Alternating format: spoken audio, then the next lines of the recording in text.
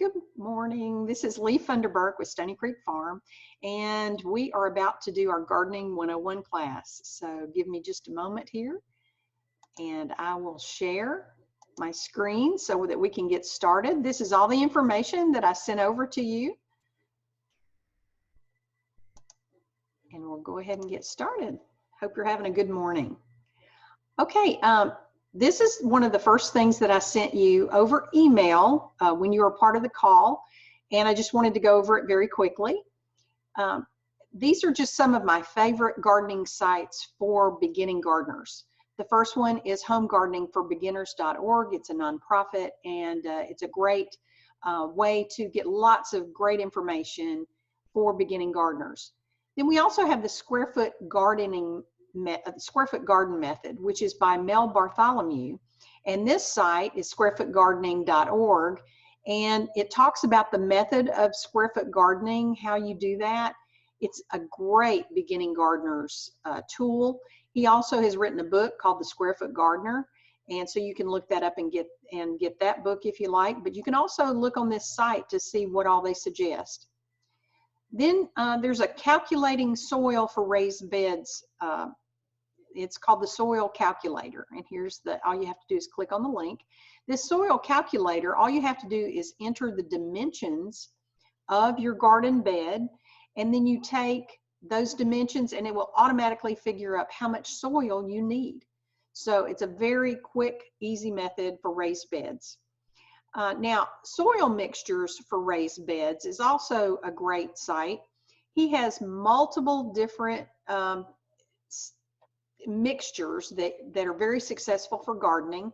My favorite and the easiest is 1/2 topsoil to 1/2 cow manure compost.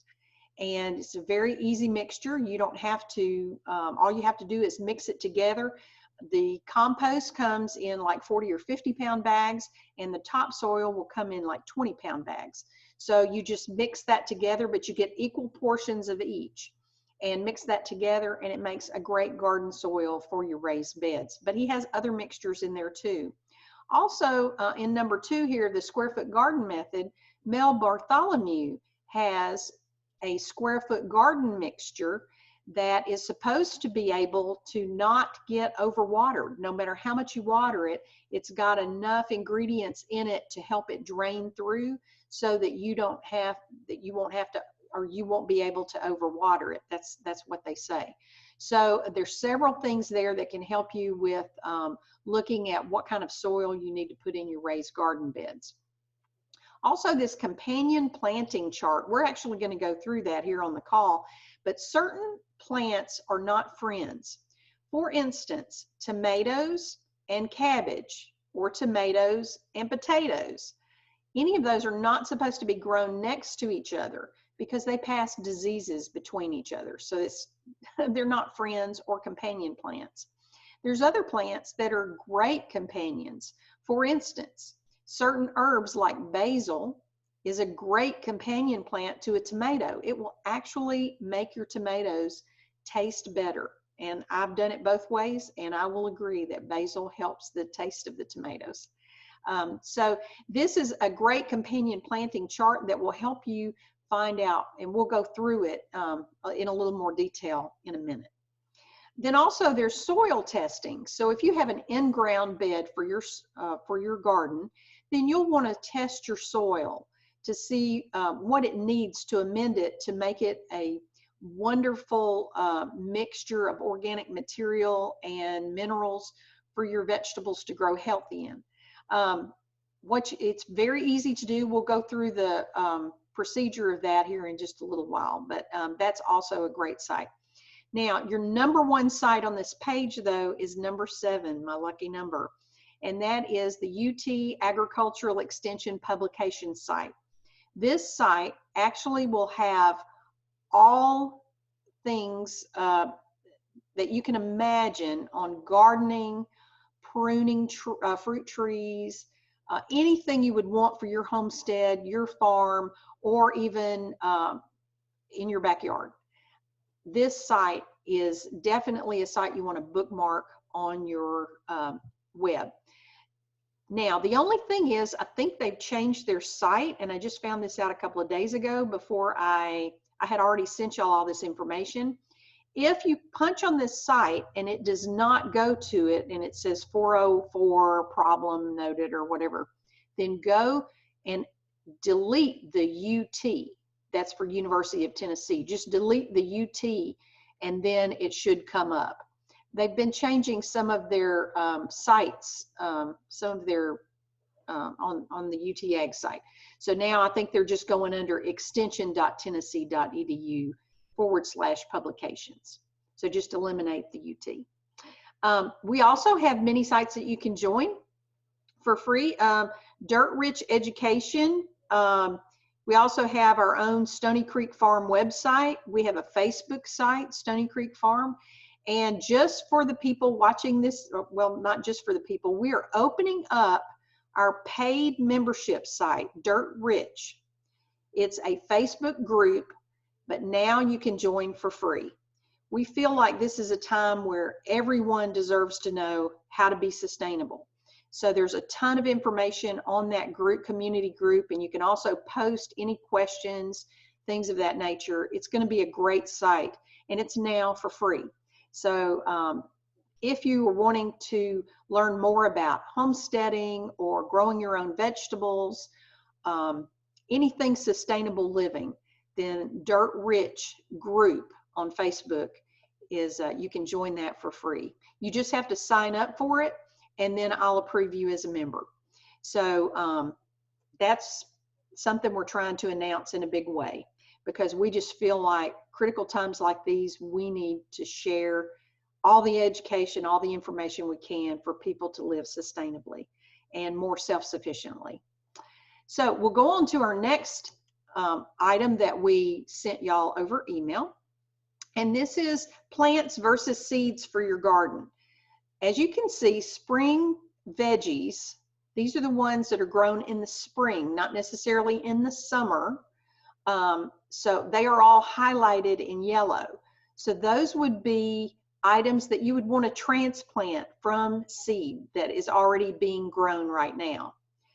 We have a frost date here in Tennessee, and it varies depending. You can look at the USDA hardiness map online, but generally we don't plant anything until after April 15th, and usually it's after April 21st. But just to give you an idea, for the Middle Tennessee area, you would be safe and outside of frost to be able to do that April 21st for sure, after that date, because that's the date of our last frost. So just to kind of give you an idea, the ones highlighted in yellow need to be grown from seed and then transplanted, or you can buy them at a Lowe's, Home Depot, or the county cooperative. Then this is what to plant in the ground, and then that's directly into the ground. And you could go ahead and plant any of these highlighted items directly, seed them directly into the ground. You can do that in March because they are a cold weather spring vegetable. All of the others have to be sown after the frost date, which would be the 15th through the 21st of April here in Middle Tennessee.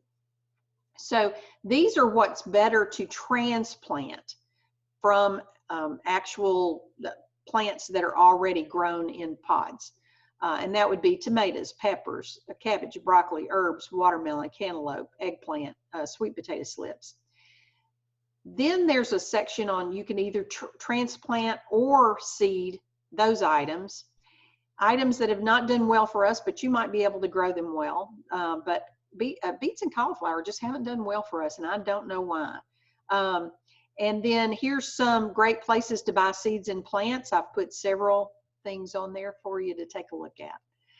Next, we're going to talk about companion planting. This is that chart, and you can look this up on your, because there's 3 pages to this. This is just showing one of the pages.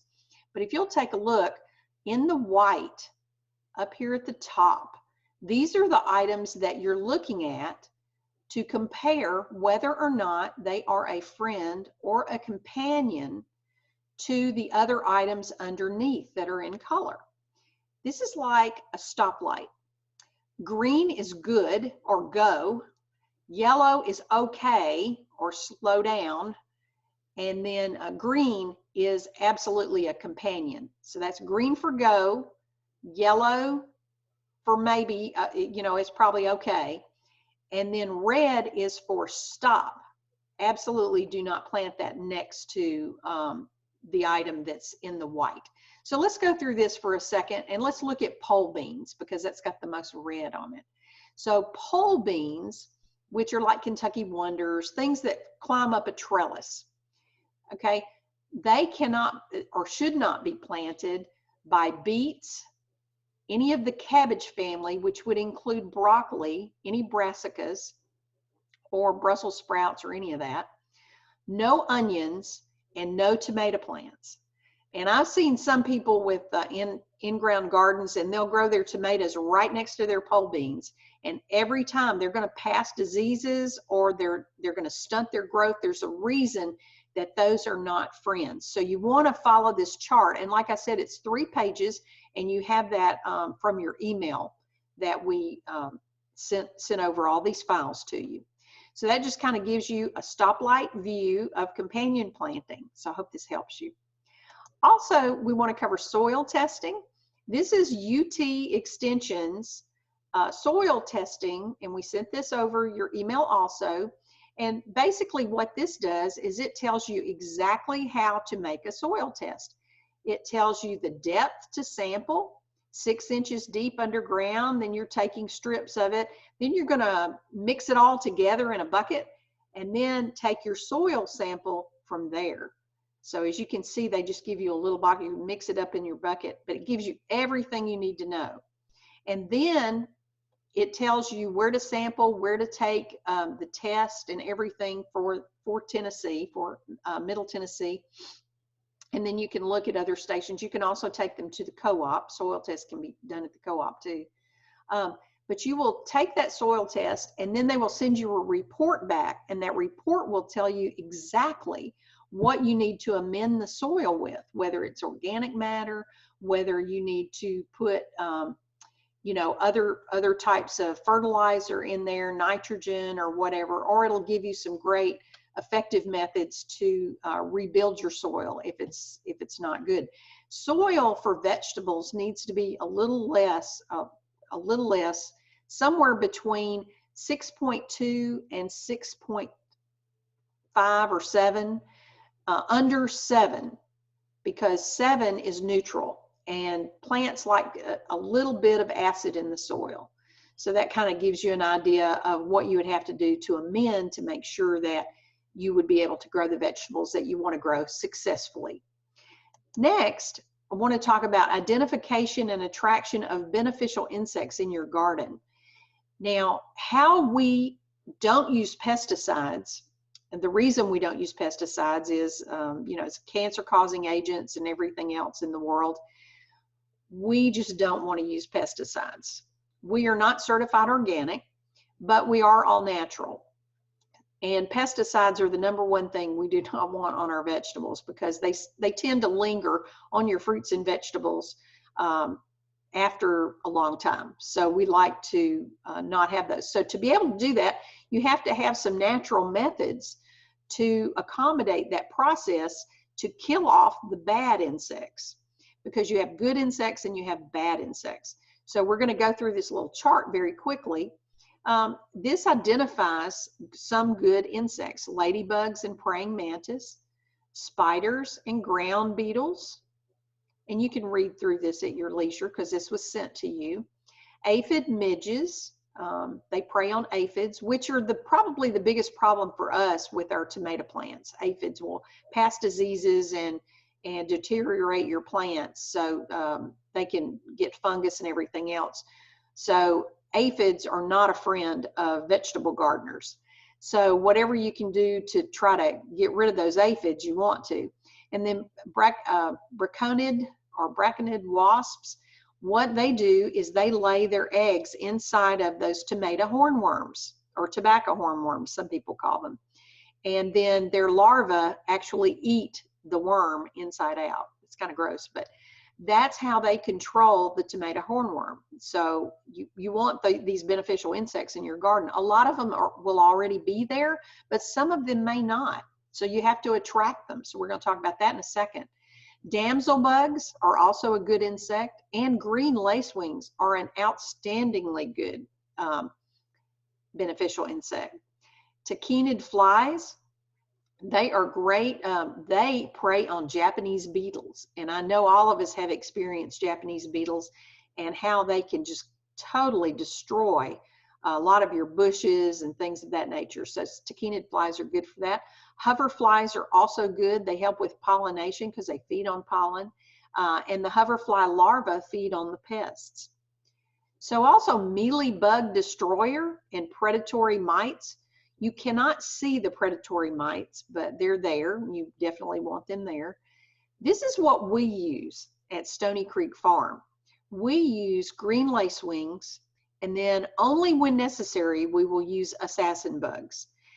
They're kind of creepy little individuals, so I don't like to use assassins unless I have a really bad aphid problem with my tomatoes.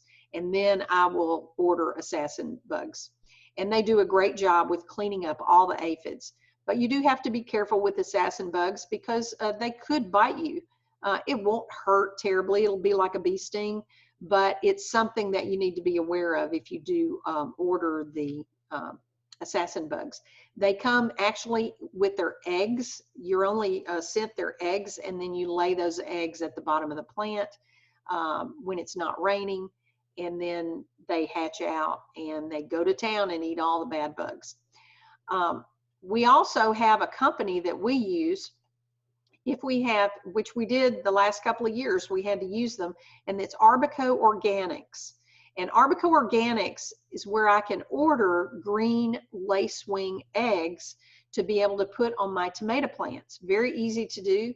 All of the eggs come in a little pill bottle that's about this big, very small.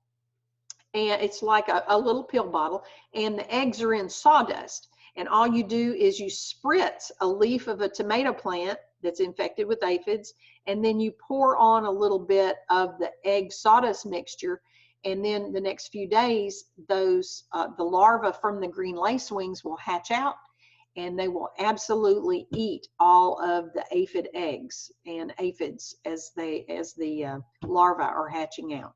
So we buy extras of those because we have so many tomato plants, and we are trying to do as much as we can naturally. We don't use any type of chemicals, so you have to fight them with nature. And God gave us these little beneficial insects, so we should use them to the best of our ability.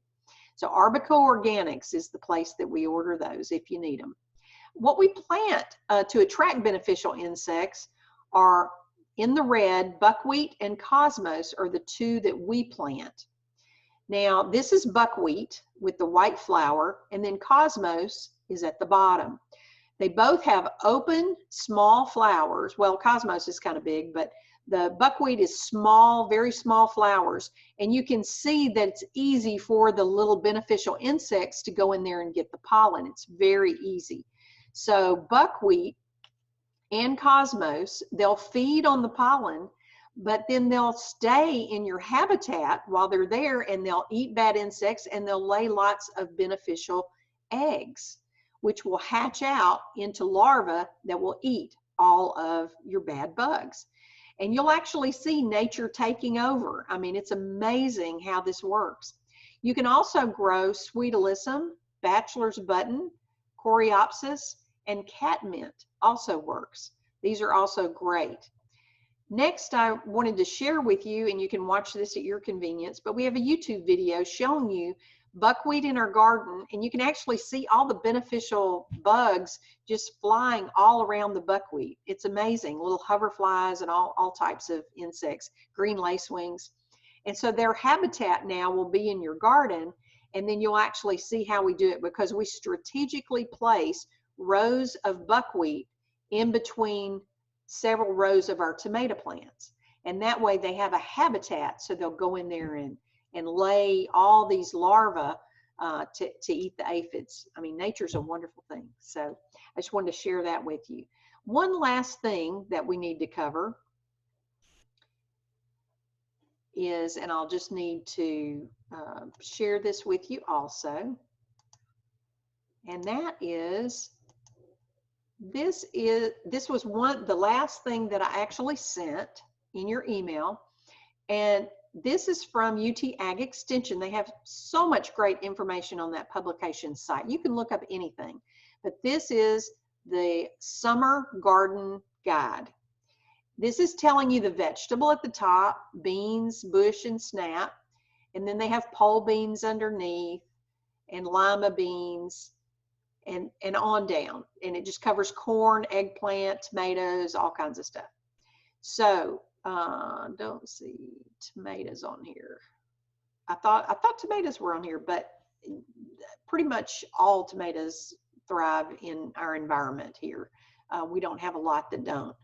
But here are the varieties that they suggest for our area or through the state of Tennessee. And you can look down through here at all these. We also know that sweet corn,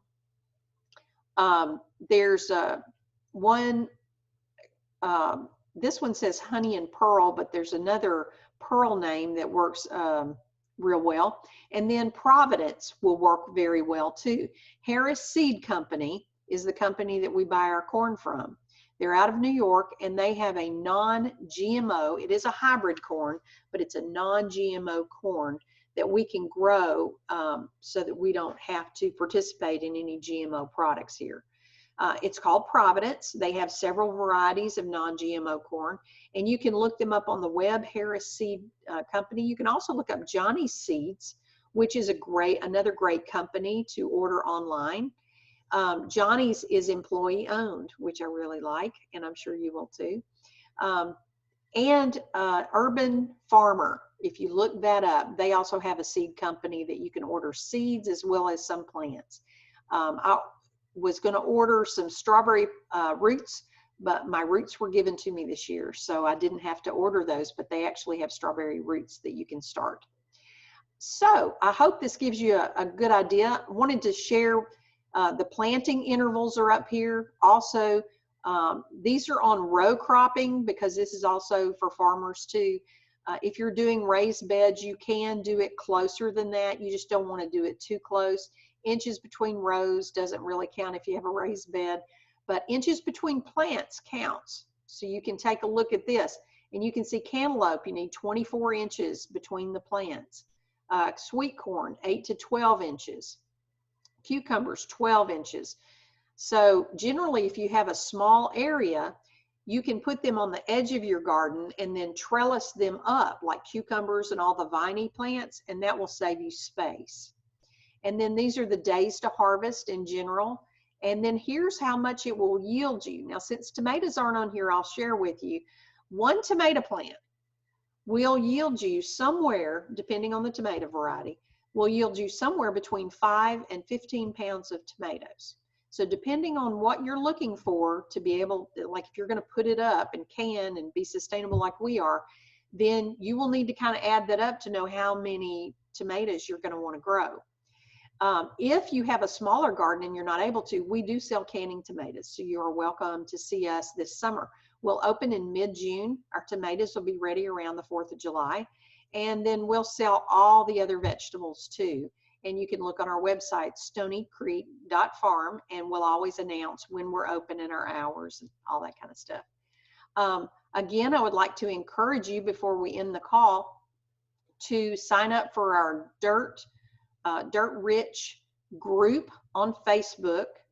It's free now, and it has a ton of great information. Some of the same information that I've shared with you is on that site, but it's a lot of other stuff that could be very helpful. We share videos, and I even have Zoom calls on there where we've done weekly Zoom calls to talk to you about how to grow things in the greenhouse. There's just a ton of information.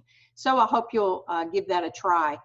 And also, if you have not been sent this information and you are watching this call, send me an email at Stoney, S-T-O-N-E-Y, Creek Farm, Tennessee @gmail.com,